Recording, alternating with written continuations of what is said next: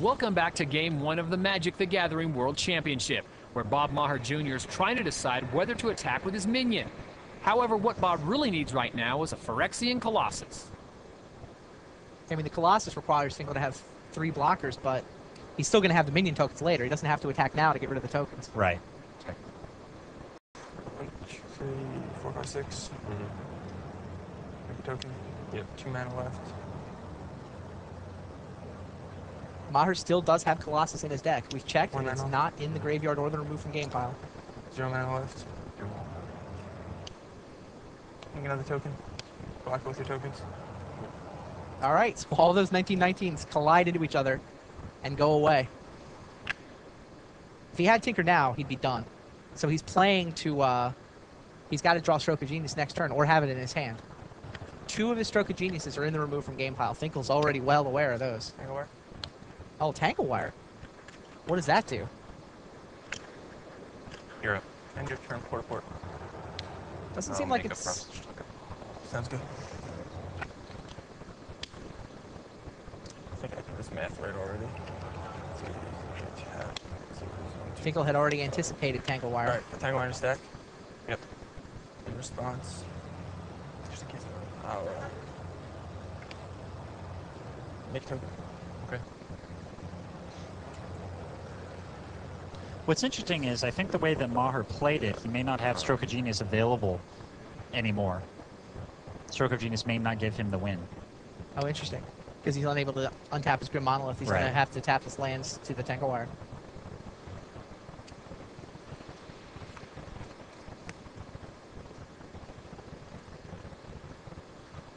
And Finkel still has enough mana to make 2 minion tokens.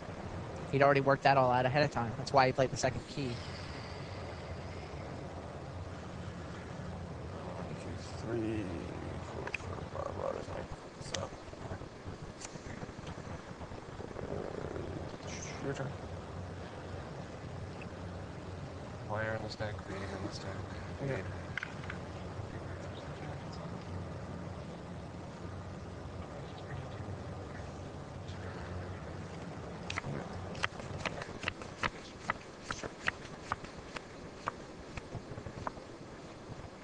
Yep. It's a big draw phase. First turn, Stroke. No, wait a minute. 1, 2, 3, 4, 5. I'm not gonna slow roll you. Maher just admits it. Nope, I don't have it. They're friendly enough to have enough respect for each other's ability to understand the game that they're beyond the bluffing mode. I think what they're thinking about here is that, or at least what Maher's thinking about, is at what point 3, he's going to attack first here. 5, 4, 0, block. Yep. Okay. Finkel makes a token. Brings it over. Oh, Maher does have Fran Dynamo. Doesn't look like he's got enough mana fast enough, though. Go. Not sure exactly how many cards are left in Maher's library, but it won't take many attacks for 19 to finish him off. I'll put the wire on the good old stack there. Yeah.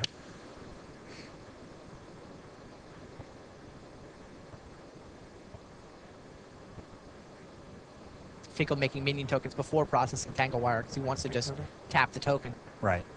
Tokens can't attack the turn they come into play anyway, so 4, just goes ahead and taps it.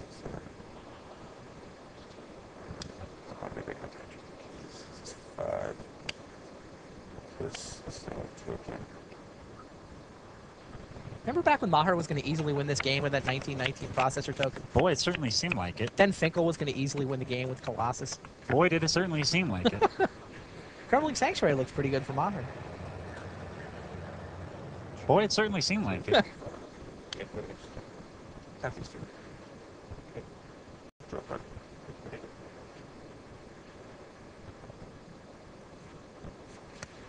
So Maher's going to take 19. Or, okay, he can make a token and block. Sure, make a token block.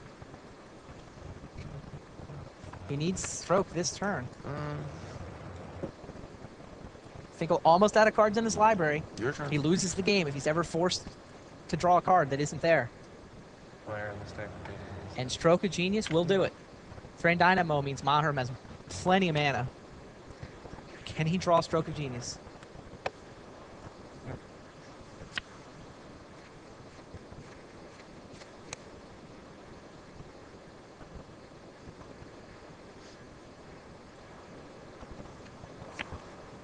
Go ahead, John.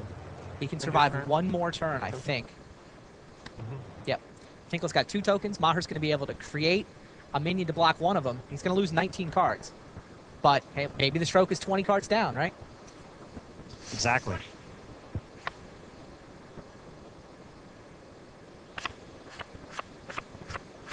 Looks like Maher will stick around to see one more draw phase. It's too late for Colossus, though. Yeah, I think you're right, Randy. It's too late for Tinker or Colossus to help him out.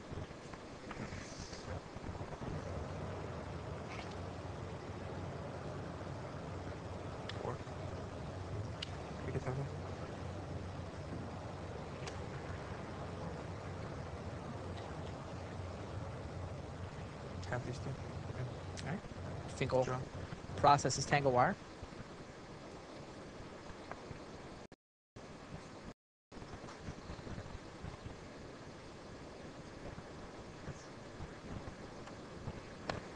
And attacks with a pair of 1919s. Maher's obviously going to Block one. make a token to block one of them, and now 19 cards get removed from the game. 19. 19. Hopefully we'll be able to see which ones they are. Maher's going to slow roll us.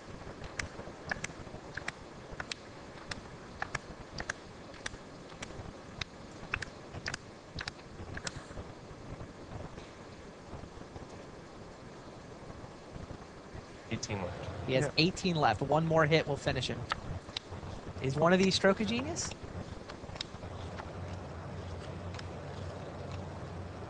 Couple Tinkers. Pure kicks.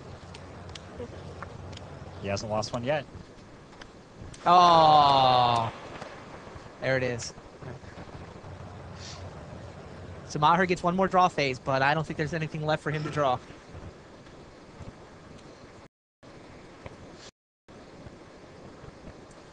Three, four, five, six.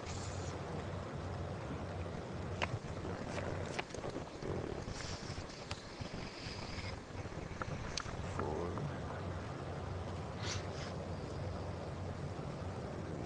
That. This is one. I'm gonna tap it. Two, three, four. Cool. Okay. Plays Mastercore just in case he needs it. So this has got to be a stroke. Unless we've miscounted, there isn't one left. And there it is. John Finkel wins the most amazing game of Magic I think I've ever seen. The key play in this game came when Maher played his Crumbling Sanctuary before attacking with his 1919 creature. What he didn't realize was that by doing so, he left John with 20 life and the ability to make 1919 creatures of his own. This very slight misplay cost Bob the game. Magic players have always used the internet to talk strategy or check deck lists. Well, this year at the World Championships, they can watch the final via webcast. We're now going to jump ahead to the 5th and deciding game of the match between U.S. National Champion John Finkel and Pro Tour Player of the Year Bob Maher Jr. Let's recap the action. In Game 1, we saw one of the most amazing games in professional Magic ever played, as Finkel barely edged out Maher to jump out to a 1-0 lead. Maher came roaring back in Game 2 as he took full advantage of a mediocre draw on Finkel's part. Whereas in Game 3, Maher continued the assault, playing a quick processor, playing it safe, and only paying 7 life. When Finkel searched for and never really found an answer, he ended up losing quickly to a swarm of 7/7s, and Maher was one game away from being world champion. Not to be outdone, Game 4 was Finkel's turn for the explosive draw, as the game was over in short order, and we were tied going into Game 5 at 2 games apiece. Let's learn more about Bob Maher Jr. The World Championships are on the line, but I feel surprisingly relaxed. John and I are good friends. It'll be a friendly match, and whichever one of us wins will be a great world champion. My strengths in my game are especially my patience and fact that I can calculate odds pretty quickly. The deck I'm playing is a deck that John's playtest team actually put together, and then I found out through some mutual friends of mine and theirs what they were playing with. So when I showed up here, I told them that I knew about the deck, so then they let me into their playtest group, and I got the deck from them. I just clinched Pro Tour Player of the Year, and I feel great about it. And to finally have it clinched is a huge weight off my shoulders, because I don't think I'd ever have another chance like this for quite some time. If I could become Pro Tour Player of the Year, World Champion, and win a Pro Tour in the same season, I wouldn't ever feel like I had anything left to prove. I feel like I was the best player in the game. Before this event, John Finkel was way above the competition in terms of prize money. A second place finish here ensures that John's winnings would be double his closest competitor. John Finkel and Bob Maher are making their bid to join some of the greatest Magic players of all time in the right to claim the title of World Champion. It's time for the deciding game number 5. Both players are comfortable with their opening draw. Maher plays an island and says done. Yes, sir. Go ahead. It's interesting that Bob Maher didn't necessarily have to be sitting here in this game. Back in game 1, he played a Crumbling Sanctuary in an attempt to deck John Finkel. Had to, because he was going to get killed by Colossus if he didn't. But he played it before attacking with a 1919 creature. That Finkel, later in the game, still had 20 life points left over to use to make 1919 minion tokens of his own for his own processor. And that mistake cost Bob Maher Jr. game number 1. If he attacks first, then plays the Sanctuary, there's no way for Finkel to get out of it. And Maher would already have won the World Championship. I don't know. So now at game 5, if Maher Jr. loses this one, well, could be known as the one that got away from him. It's not clear that Maher even realizes the mistake he made. The players have been up on stage. I'm pretty sure Finkel saw it, but I haven't really seen Finkel say anything to Bob about it. Yeah, Maher may be completely unaware that he made any mistakes in this match. He's going to hear about it afterwards, though. Oh, yeah. You betcha. It won't sting nearly as much if he wins this game, though. If he wins, doesn't matter. If he loses, it matters. Maher attempts to cast Tangle Wire, and Finkel's got the annul. Go ahead.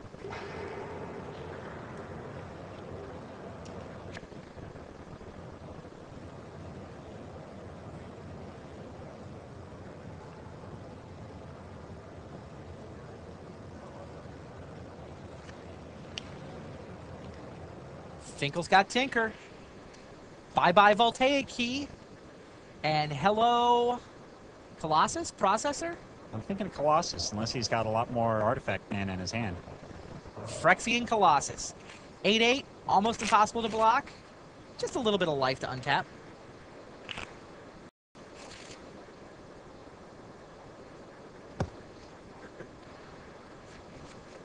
Finkel tinkered Phyrexian Colossus into play.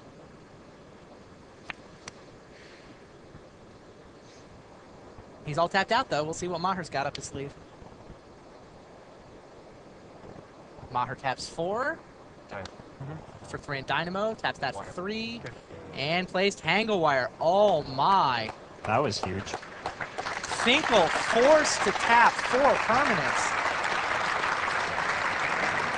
Go ahead. That includes Phyrexian Colossus. The wire on the stack in response to that's one. That'll make it really hard for Finkel to ever attack with this Colossus. If he was able to get in 1 hit, then he could pay 8 life, attack again, pay 8 life, attack again, take 16 but deal 24 damage. Tangle Wire throws off the math, though. Finkel's got to find another Voltaic Key. If he's got Voltaic Key, he can get out of this. But without Voltaic Key, he'll be forced to come up with some other damage source. Land, Voltaic Key. Attack. Oh, he pays 8 life and attacks. That's 12. Is this a key? Oh, Yes! That was huge! That was huge! Voltaic Key. That key means Finkel won't need to pay any more life in order to attack his Colossus. We'll be right back to find out if Maher has an answer to Finkel's combo of Voltaic Key and Phyrexian Colossus.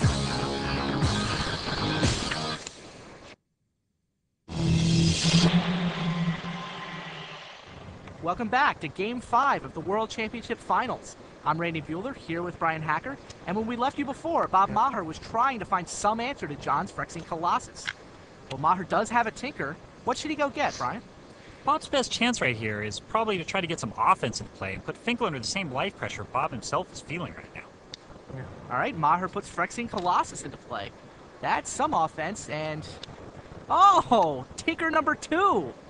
Now what does he go get? Wow, well, because of Bob's earlier Tangle Wire, John was forced to pay 8 life to untap his Colossus, putting himself at 12 in the process. Something like a Masticore coupled with a Colossus of his own here would at least give Bob a fighting chance. Yeah, it looks like Bob has decided on Masticore with Tinker number 2. Suddenly, he's got 12 power worth of offense in play, threatening a lethal counterattack. Yeah, absolutely, Randy. The fact that Bob now has 12 points of creature damage staring John down limits John's options this turn pretty severely. He can't very well use the Lone Voltaic Key to untap the Colossus and attack because Bob would just simply crack back the next turn and win the game. If he doesn't have anything else in his hand, I think John simply has to sit tight, say done, leave the Colossus on defense as he gets the Key and the Colossus synced up to allow both an attack and the threat of a block. Yeah, it doesn't look like Finkel's going to be able to attack this turn. He's looking at his options. He's got a lot of cards, Randy. We'll see if he's got the answer yet again. That's why they call him John Finkel.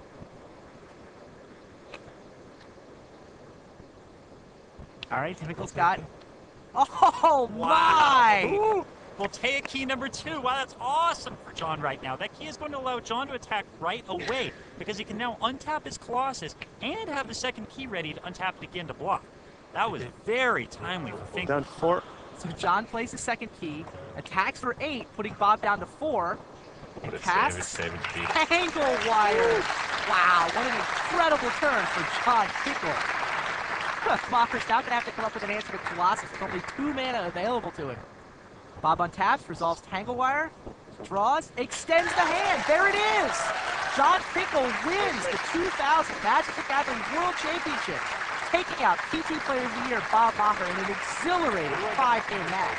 What an awesome performance from the best player in the biggest tournament of the year. So John Finkel takes home the title and the $34,000 first place prize.